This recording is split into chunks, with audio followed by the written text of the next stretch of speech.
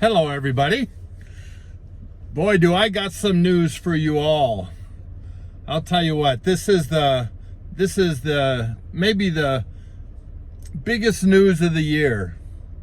Yes, I know we have the Logan Paul documentary video coming out.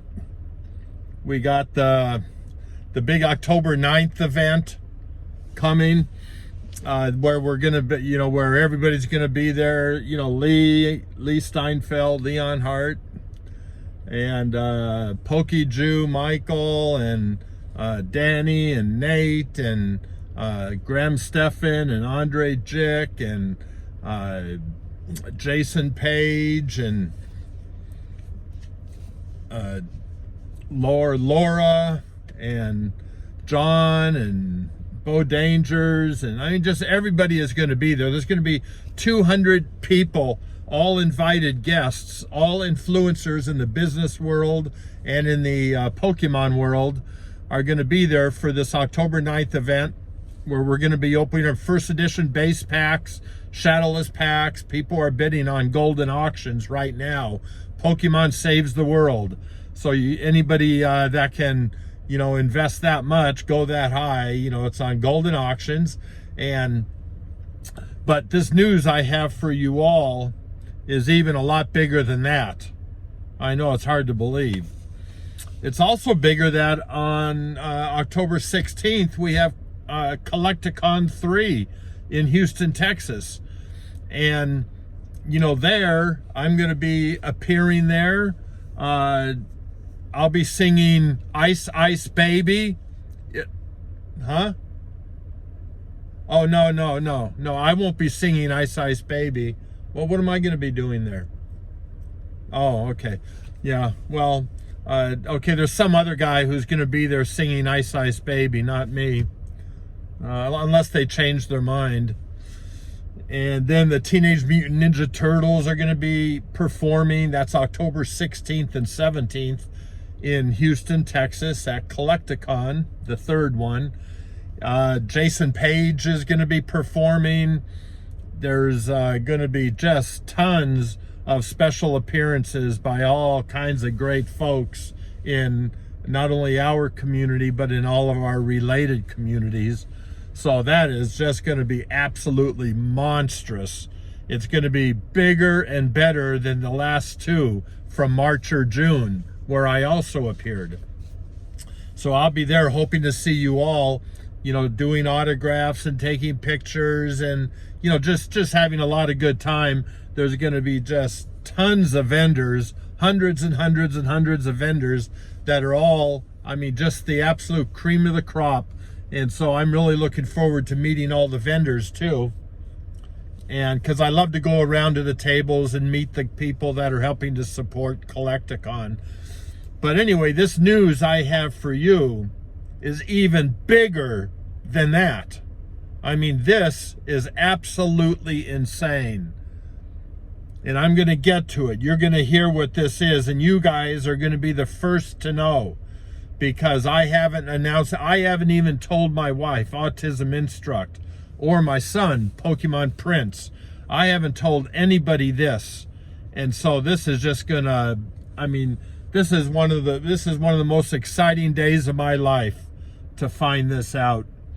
I went to school. I went to the University of California, Los Angeles, many, many, many years ago.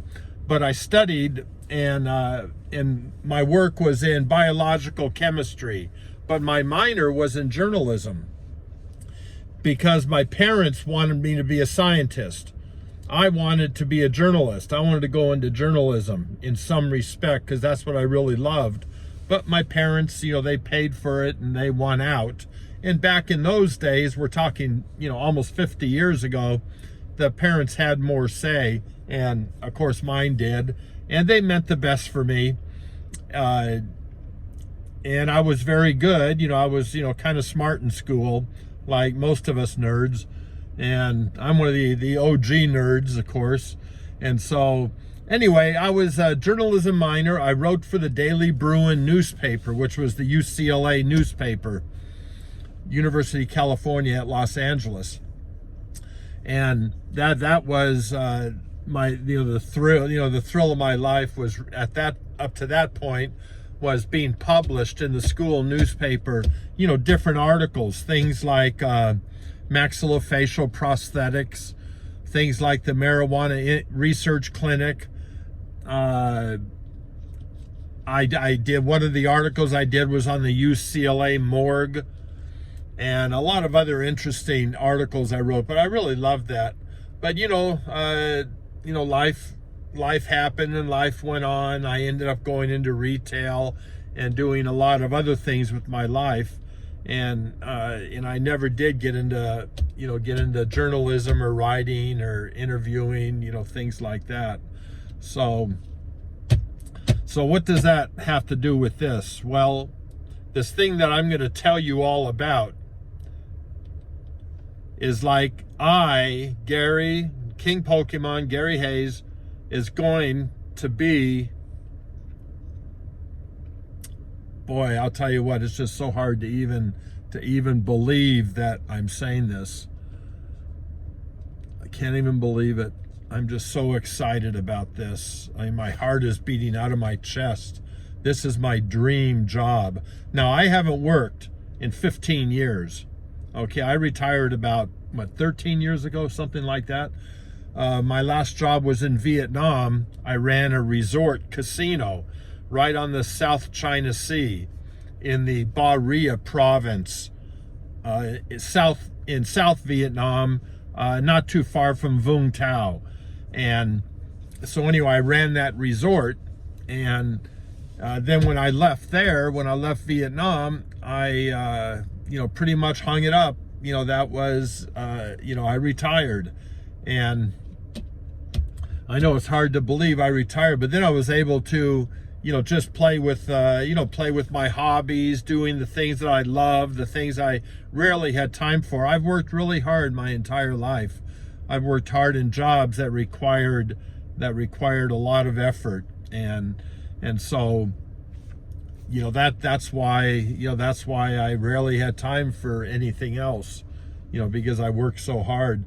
Well, so I retired then. I think that was like 2007, 2008, and I decided now I can finally play with my toys, and now I can finally put full time into doing what I love to do, which was mess around with my collections, and of course primarily Pokemon. Well, 15 or 13 years later now, I'm going back to work. That's the first part of the news. Where I'm going to work is going to blow your minds. And I know it blew my mind that I was lucky enough to get this. Well, now 13 years of retirement is over. I am now amongst the employed. 67 years old, and I'm starting a new career. See, we can all do it, right? Of course, the big story is, what is that job going to be? What am I going to be doing? Well, this is crazy, guys. This is really, really crazy. I think, like you all know, I'm a major Pokemon fan and collector. All the way from 1998, when I first became exposed to Pokemon and fell in love with it. For over 20 years, I've put in all my free time and then all my time since I retired, into Pokemon, into building it up, into tournament play, into collectability of the game, just getting people excited about it, working at, shows and, little stores that asked me to, anything to help promote the hobby, the Pokemon hobby, because I loved it so much.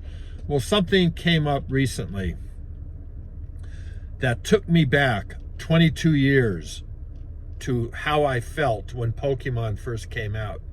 Something happened last year that I never thought could happen, and that is I became excited over something new.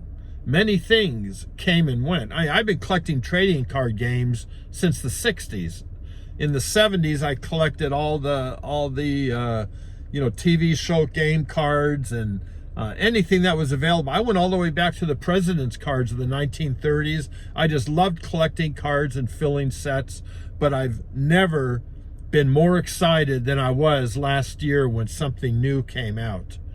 And a genius idea. And I just remember in the back of my head that, why didn't I think of this? I could have done it also. Why didn't I think of this idea? And how can I get involved? So I think, like, you all know what I'm going to be saying, what I'm going to say as far as what it is, and that is MetaZoo. MetaZoo, I got more excited when MetaZoo Kickstarter started and we started hearing about MetaZoo a year ago, even more so than I was excited about Pokemon 23 years ago. I mean, I was just over the moon, thinking what a brilliant idea MetaZoo was. And so I supported, I did my little part, supported in the Kickstarter. I got to know some of the people. I got to know Michael Waddell and his beautiful girl, Jessie. By the way, Jessie is his girl is a very talented designer. You all should go check her out. If I, remember to, I should put a link up, to her, especially on Instagram. She's terrific. And what a nice girl, and what a smart girl too. I think she's the brains of that operation. Sorry, Michael. But I got to know Michael very well, and in fact, I think I convinced him to move here to Las Vegas and to set up shop here, because of all the business benefits there were. Plus I wanted MetaZoo close to me. Now, I was not financially involved in any way. I'm not now. I wasn't financially involved in any way. I bought all kinds of stuff because I could afford it on the secondary market. And yeah, it was a lot of money, but I bought the stuff I wanted to. I got a few little things here and there. I traded some stuff. I did, typical collector things. But I got to know Michael real well, and about several months ago, I started talking to Michael, telling him I would like to be involved, even more so. Maybe even be employed by MetaZoo. Well, Michael, this was several months ago, and he kind of, yeah, Gary, yeah, that would be nice. He was a little condescending. Here a 67-year-old retired guy suddenly wants to get involved with his dream business. And so anyway, every time I saw him or talked with him, I say, hey, listen, if anything opens up, I would love to help, help support. And love to be be a part of it. I said, I'll do anything if you want me to go over to your offices and stuff boxes, whatever I can. I have a little extra time, not a lot, because of my little girl, like you all know, what I have to do with her, what she requires. But all my free time I would spend, even if it was just stuffing envelopes and that. And he said, yeah, that would be nice, Gary. I'll let you know when something becomes available. Right now, nothing's available, but I will let you know when something becomes available. I'd love to have you on board. You're one of our biggest supporters, and we love you, and we know how much you love us. And so, then I thought, well, yeah, I sure hope something opens up for me, because I would come out of retirement in some way to go to work and help MetaZoo. And so this brings us to today. Just wait till you guys hear this. I'm just so excited about this. Well, Michael contacted me and he said, Gary, I have a position for you in MetaZoo. My jaw dropped to the ground. My heart started beating so fast. I thought to myself, I couldn't even talk. I couldn't even say anything. I was stumbling over my attempted words. And so I said, well, what? Like that. And he said, Gary, I have a new position that's opening. And I know how much you care about MetaZoo and how much you've done for us and how much you've supported us. Well, I want you to be MetaZoo's first, the number one. I'm not filling somebody else's position. He created a new position for me, Gary, King Pokemon, or also known as King MetaZoo. He created a job for me.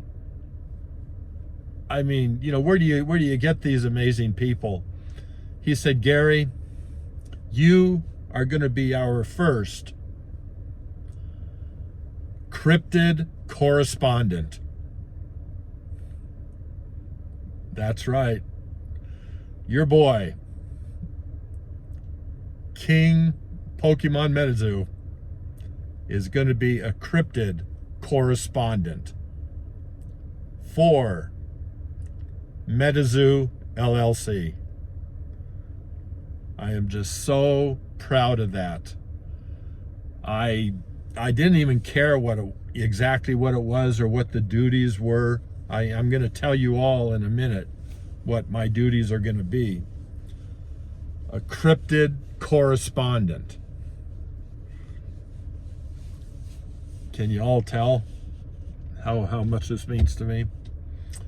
So we got to talking a little bit more, and he started diving in to tell me, you know, exactly what that's going to entail, what I'm going to have to do. And I'll tell you some of those things. What does it take to be a cryptid correspondent? Well, I have what it takes to be a cryptid correspondent.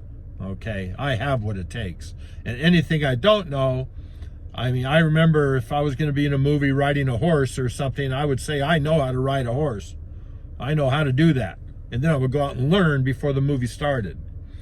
Well, I didn't really know what a cryptid, what that title really meant, a correspondent for cryptids or something. You know, what is that? I'm saying to myself, I'm not telling Michael. I want him to think I told him I can do that. You know, I can do that job. Thank you so much. I'm going to be the best cryptid correspondent that anybody has ever seen. Anybody. I'm going to be the best one. I said, but maybe give me a little general idea on what I'll be doing, what that's going to mean. And, also maybe a little bit about, what's the pay, the pay rate, because, if you work, it's, of course, you deserve to get paid for it. And he said, well, I'm going to be paid on a case-by-case basis. As one of these requirements or things come up and I complete the task, then I'm going to get paid for that task. So I said, okay, well, what are the tasks probably going to be? And he said, well, there's going to be like two. There's going to be two different things. One, and remember, guys, a cryptid correspondent, a guy who minored in journalism in college at university, is going to finally have a job in journalism, being a correspondent, being an interviewer, doing stuff like that. I can't even believe it took 50 years nearly for me, to actually, get a job in that field. So, okay, so what does it take? Well, he explained that there's two things that can happen. One, anytime a cryptid comes to us at MetaZoo. Boy, I love saying that. I love saying us and having to do with MetaZoo. Anytime a cryptid reaches out to us, I'm going to be the one to interview him, to talk with him, to see what's up, to see, what information I can get out of them, and et cetera, things like that. As a cryptid correspondent, I'm the one who is going to be referred. The cryptids are going to be referred to me, and then we're going to be, then we're going to get it on with our, with my correspondent duties, just one-on-one, me and whatever cryptid comes forward in that. I'm going to be there. I'm going to be the one. And then Michael said, and the second thing is that you're probably going to need to do is because there's going to be times, you know, when I'm not going to have a lot to do. And so I'm going to be required to go out and find, you know, cryptids that I can do my correspondence thing with. Go find these dudes that are gonna, so I can, complete a task one-on-one with a cryptid that I recruit. So they're not coming forward, but I go out and find them and then recruit them. That's going to be that's going to be the second part of my duties. And that concerned me a little bit. And like I told Michael, I said, like if I'm going out looking for,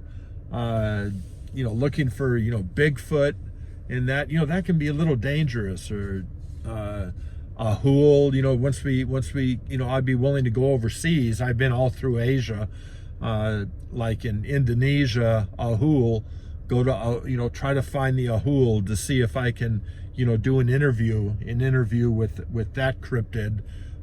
Is, some of those can be a little bit dangerous. And Michael said, well, listen, we, our intention here isn't to put you in danger, but we do need you to produce some, to complete some of these tasks of corresponding and recording your work with individual cryptids.